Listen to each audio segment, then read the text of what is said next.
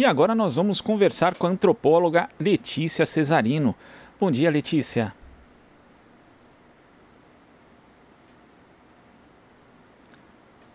A gente está com um aqui no som. Letícia, você... Oi, bom dia. Bom dia. Agora tá. Bom dia, é um prazer estar aqui. Obrigada pelo convite e bom dia a todos. Prazer é nosso. Letícia, primeiro eu queria que você falasse a respeito de um conceito que você trabalha bastante nas suas pesquisas, que é o de populismo digital.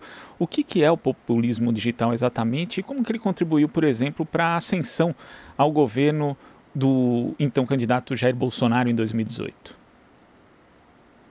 Esse termo designa uma estratégia de mobilização política que tem, para contextos eleitorais, principalmente, que tem sido observada em vários países do mundo e que, principalmente, a nova direita, a chamada direita radical, tem utilizado com bastante eficácia, principalmente em meios digitais.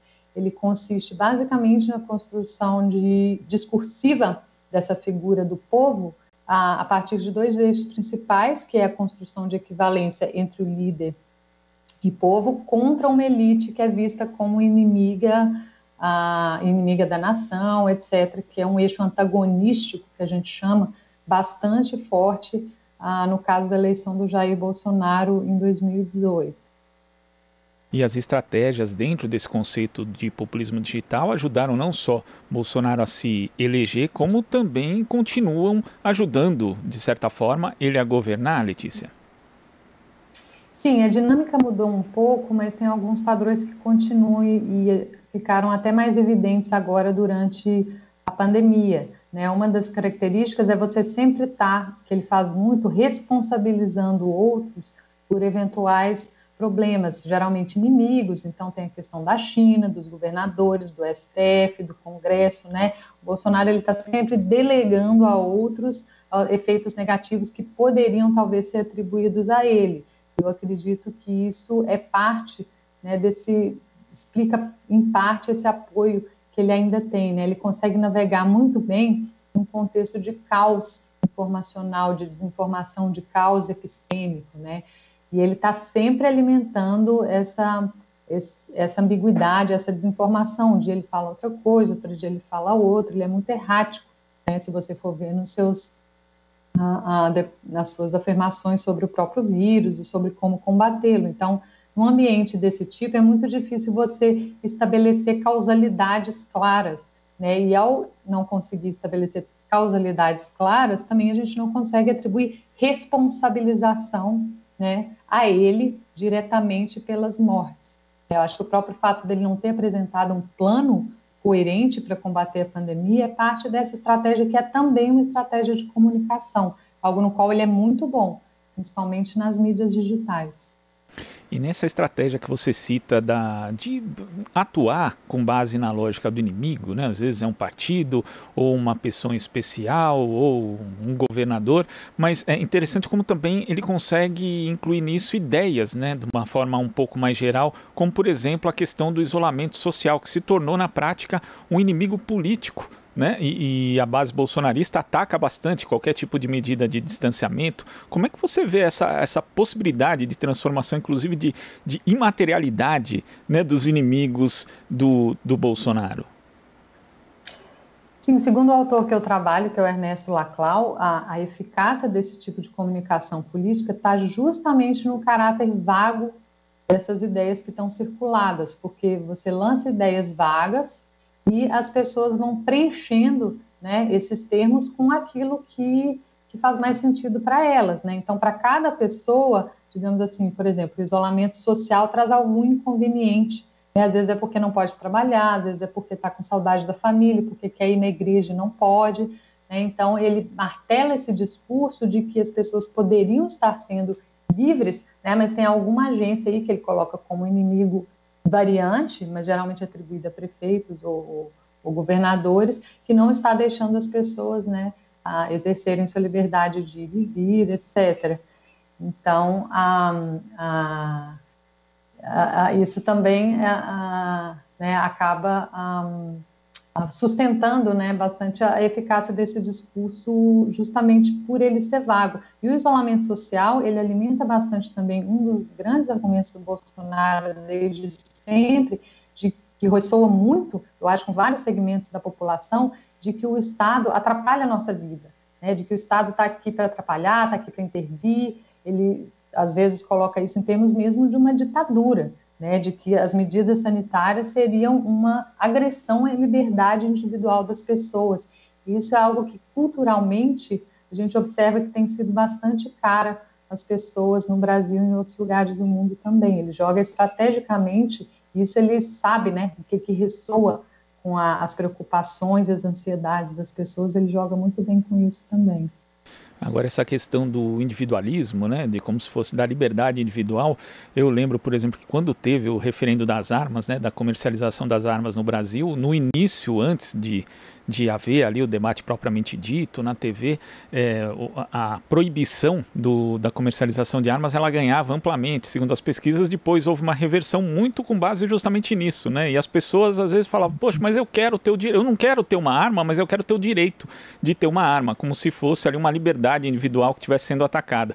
Agora a gente vê isso também nessa questão do distanciamento social e já a repetição desse argumento também em relação à vacina. Quer dizer, é um conceito, o individualismo do brasileiro, ele já existe, ele já é algo meio impregnado na nossa cultura, mas ele vem sendo trabalhado de uma forma mais intensa pelo Bolsonaro, Letícia? Eu acho que o Bolsonaro, sim, nele convergem muitas tendências, algumas são globais, algumas são do Brasil mesmo. As mais globais, eu acho que é isso que a gente vem chamado de neoliberalismo, que é essa retração do Estado, pelo menos do Estado social, né, no Estado dos direitos, do Estado que planeja, né, por exemplo, do Estado que teria sido capaz de fazer um grande plano, como a Alemanha faz, por exemplo, né, para combater a pandemia, no qual as pessoas confiam, né. As pessoas no Brasil não confiam no Estado. E isso não tem só a ver com essa tendência neoliberal mais recente, claro, né? O Brasil tem todo um histórico de abandono de parte da população pelo Estado. Então, acho que as duas coisas se juntam de uma forma muito forte. E o Bolsonaro, ele traz também não só essa carga neoliberal, com Paulo Guedes, etc., mas traz também essa carga do passado desigual do Brasil, né? Do passado no qual se acha normal que o Estado não faça nada pelas pessoas, né, que elas têm que voltar para trabalhar porque elas não têm nada opção. E é muito impressionante do meu ponto de vista, das pesquisas que eu faço, tenho feito mais online, como de fato muitos brasileiros não esperam nada do Estado. Eles nem cogitam que o Estado deveria estar apoiando elas de forma mais incisiva e constante para poder estar fazendo isolamento social e ficando em casa. Então, são os dois lados, né? É o individualismo, esse desejo de liberdade individual, etc., mas junto com uma desconfiança do Estado enquanto entidade coletiva que organiza, né, a nossa sociedade. As pessoas no Brasil, eu noto, estão cada vez menos capazes de ver causalidades sociais, né, aquilo que liga todo mundo. O próprio fato das pessoas acharem que a vacina é uma opção individual, né, demonstra um desconhecimento completo de como a própria lógica científica da vacina funciona. Não adianta algumas pessoas tomarem e outras não. A imunidade da vacina, ela só pode ser coletiva. Qualquer vacina, não só essa de Covid. Mas é impressionante assim como que esse nível social de causalidade não está mais fazendo sentido para as pessoas hoje, infelizmente. E num contexto de pandemia, isso acaba levando a esses problemas que a gente está vendo aí. Sim, e isso também poderia justificar, no caso, a indiferença que as pessoas têm, quer dizer, boa parte das pessoas, não todas, obviamente, em relação ao número de mortes que temos hoje pela Covid. Mesmo assim, as pessoas saem às ruas de forma desnecessária. Claro que tem gente que é obrigada a sair, mas muitas vezes ali indo de forma desnecessária encontrar outras pessoas. Isso explica também, esse individualismo que está cada vez mais exacerbado, explica esse tipo de comportamento, Letícia? Eu acho que essa incapacidade de cogitar que poderia ter havido uma solução coletiva, organizada pelo Estado brasileiro, principalmente em nível federal, isso as pessoas não veem. E tem também um certo fatalismo, assim, eu sinto também, sabe, que o Bolsonaro alimenta muito. Fazer o quê, né? O vírus existe, ele está aí, não tem muito que a gente pode fazer de novo, né? Ele rechaça esse papel do Estado. planejador do Estado que vai cuidar das pessoas, que vai proteger as pessoas. O Bolsonaro adota um discurso totalmente oposto a esse, né, de que as pessoas têm que enfrentar o vírus, e têm que enfrentar o vírus com coragem, né, não pode ser, como ele diz, esqueci o termo que ele usou, mas assim, não pode ser menininha, né, de ficar com medo do vírus, de ficar escondendo em casa. Então, ele alimenta esse fatalismo que também, de novo, já é parte da herança, né, da história brasileira junto a muitos segmentos da população, principalmente aqueles onde, de fato, o Estado nunca cuidou das pessoas, né? As pessoas nunca viram nessa entidade coletiva, nunca confiaram nela, né, para estar cuidando delas e das famílias delas. É uma pena que ele alimente isso, né, ao invés de tentar reverter isso, que era o que ele deveria estar fazendo. Até porque a gente vê outros países, né, Nova Zelândia mesmo, ela conseguiu enfrentar a Covid-19 justamente por meio do estímulo à solidariedade, à cooperação, né, um se preocupando com o outro, e aqui é justamente o contrário. Agora, Letícia, justamente por essa postura do Jair Bolsonaro, a gente tem esse individualismo que é um pouco característico, ou muito característico, do neoliberalismo. Você acha que o projeto político de Bolsonaro, ele de certa forma casa o autoritarismo com o neoliberalismo, coisa que inclusive os liberais eles têm dificuldade de reconhecer?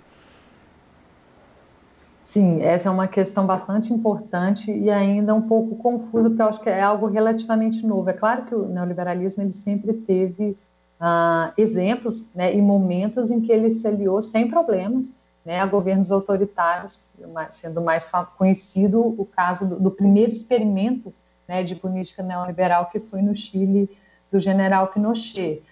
O que parece estar havendo com o Bolsonaro e outros populistas de direita é uma renovação dessa aliança, que inclui também os grupos conservadores, né, bastante fortemente, uma configuração que é nova.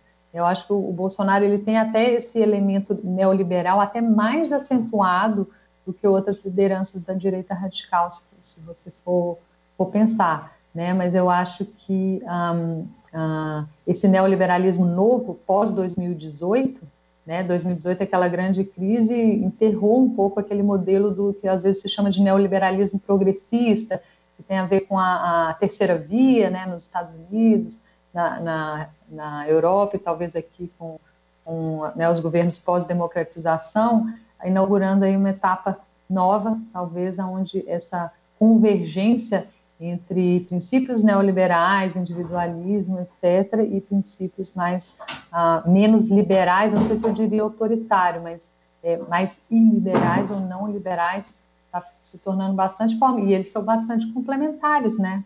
Porque se você for pensar, o que entra no lugar do Estado de bem-estar, do Estado planejador, quando ele se retrai?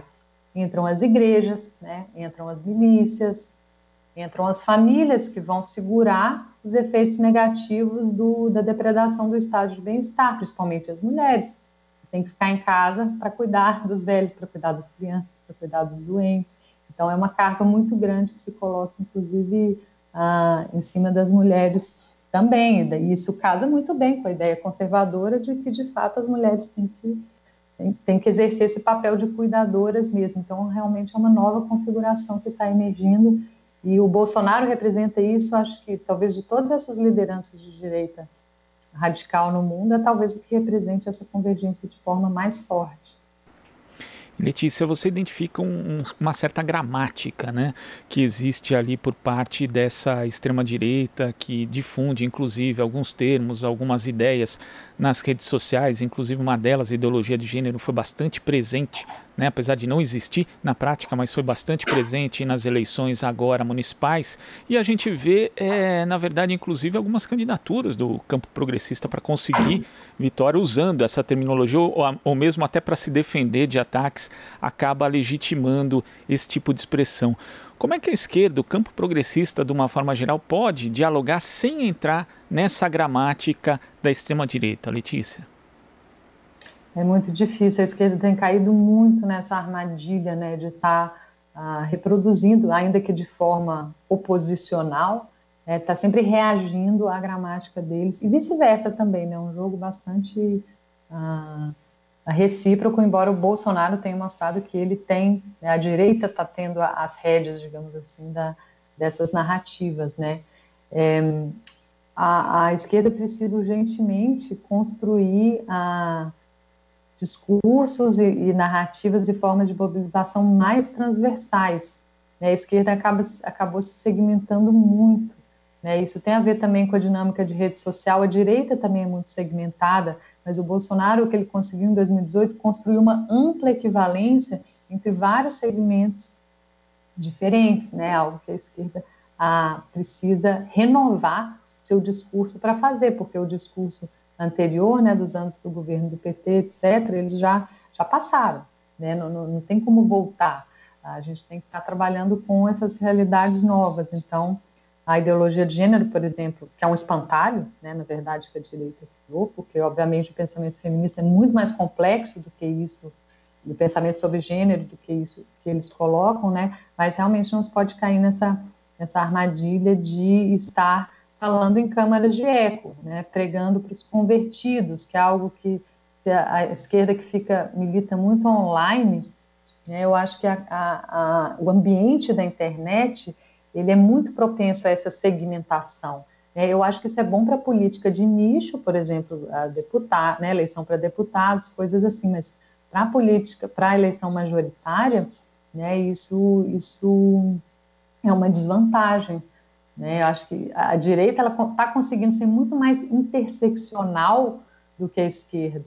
Inclusive, o Steve Bannon conhece o conceito de interseccionalidade, trabalha com ele, e a própria esquerda está ficando para trás nesse sentido.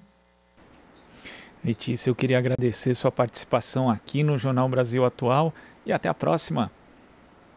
Obrigada, boa semana a todos. Boa semana.